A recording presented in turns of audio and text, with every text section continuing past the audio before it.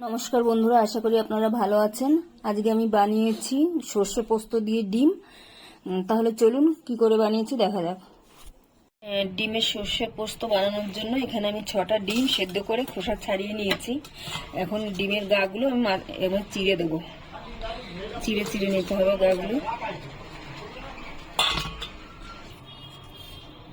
এরপরে আমি নুন হলুদ মাখিয়ে নেব।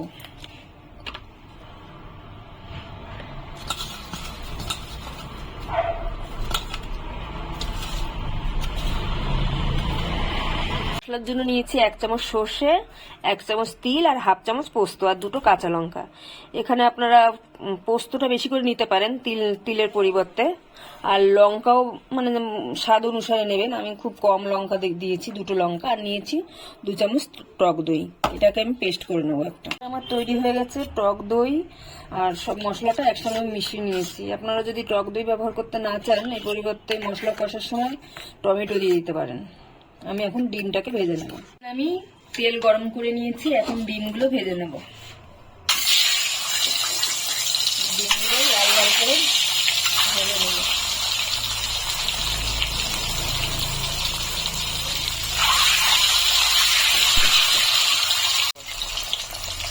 ডিমটা আমার ভাজা হয়ে গেছে, আমি এখন তুলে নিচ্ছি।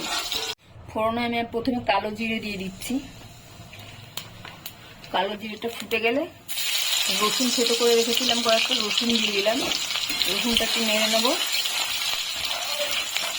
এরপরে আমি পেঁয়াজ দিয়ে দিচ্ছি।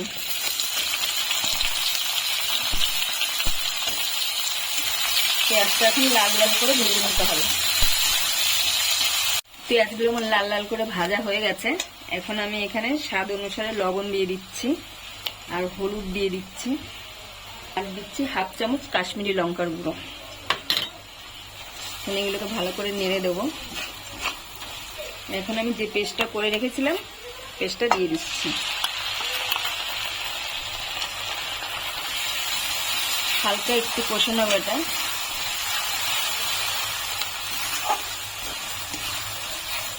এটা আমার হালকা কষা হয়ে গেছে। আমি এখন বাটিটা ধুয়ে জল দিয়ে দিচ্ছি। যে বাটিতে মশলা করেছিলাম ওই বাটিটা ধুয়ে জল দিয়ে দিলাম। এখন আমি ডিমগুলো ছেড়ে দিচ্ছি।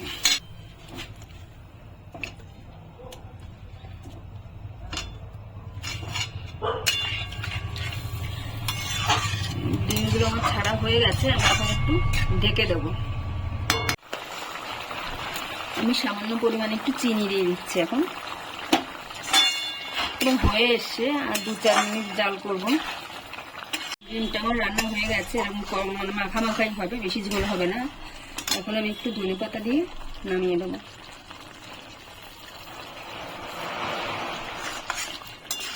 ডিমটা আমার তৈরি হয়ে গেছে, এখন আমি নামিয়ে নেব।